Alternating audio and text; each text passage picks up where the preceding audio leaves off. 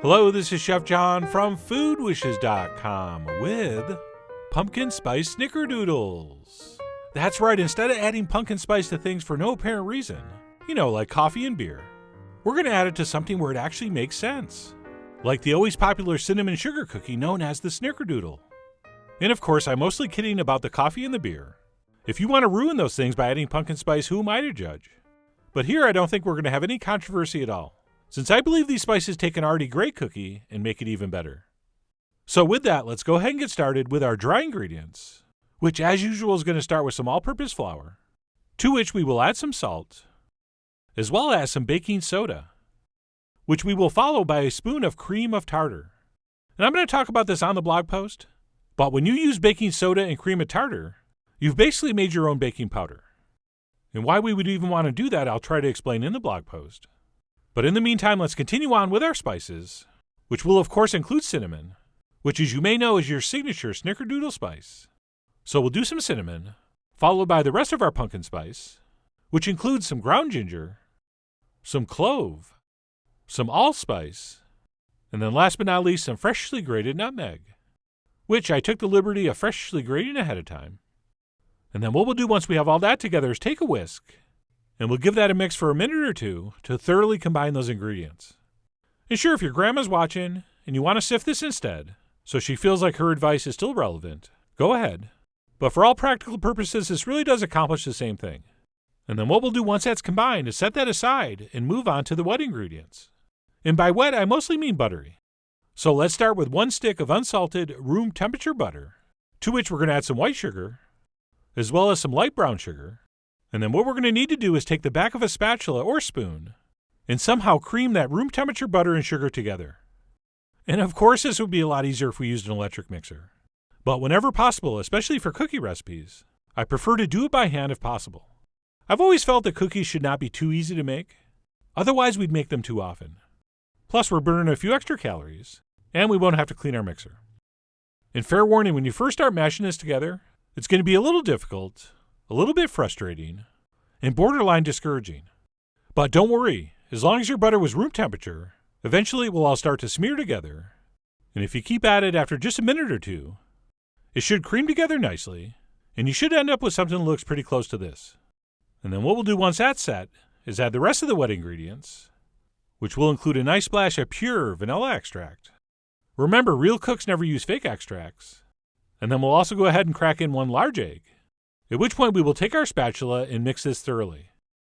And if you've watched me make cookies before, you probably know I start with the spatula and then get frustrated it's not working well and then switch to the whisk. But then all the batter gets stuck on the inside of the whisk, so I switch back to the spatula. So this time I decided to save an entire step, and I just stubbornly stuck with the spatula throughout the entire mixing process.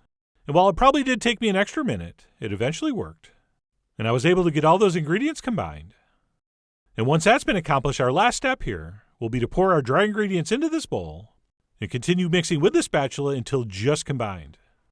And by just combined, I mean just mix it until the flour disappears. And there are some cookie dough recipes where overmixing could be a problem, but this really isn't one of them. So unless you continue mixing long after the flour's disappeared, you shouldn't have any problem. In fact, the most challenging part about this last step is simply keeping the flour in the bowl as you're mixing it. It tends to want to escape, but don't let it. Just sort of carefully work that over with the spatula until, like I said, our dry mixture has just been incorporated, at which point we will stop, because our pumpkin spice Snickerdoodle dough is done. Oh yeah, try saying that 3 times fast. Snickerdoodle dough is done. I can barely say it 1 time slow. But anyway, once our Snickerdoodle dough is done, we have a decision to make. We can cook this right away, which I'm guessing most of my audience will do. I mean, come on, willpower is not your strong suit.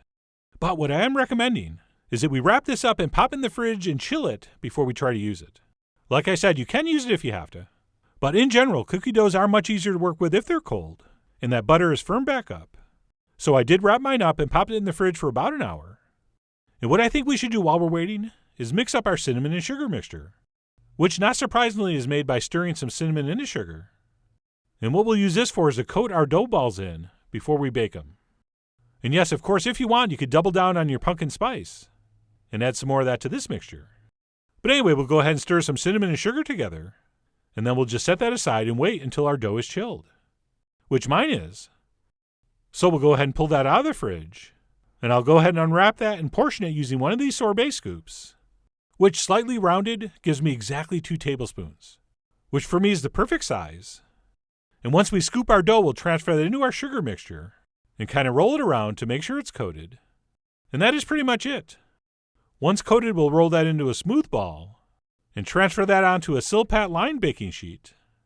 And then I do like to press them down just a little. And that's mostly so they don't roll out of position when I transfer them in the oven.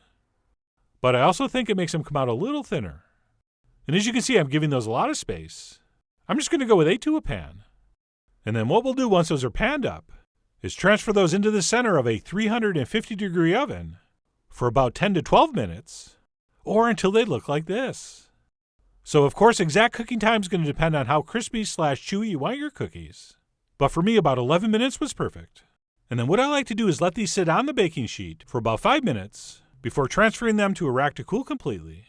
And what I like to do while I wait, and while these are still hot, is give them a little extra sprinkling of cinnamon sugar, which may or may not be completely unnecessary.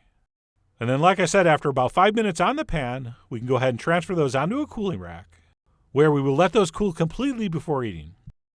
And while I was waiting for that first batch to cool, I actually did a second batch, but as a little experiment, I did them without pressing them down.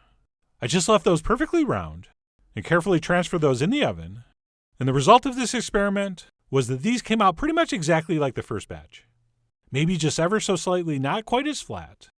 But anyway, I've always wanted to be a scientist, so that was kind of a fun experiment. And I was always curious how big a difference it made if you press them down a little.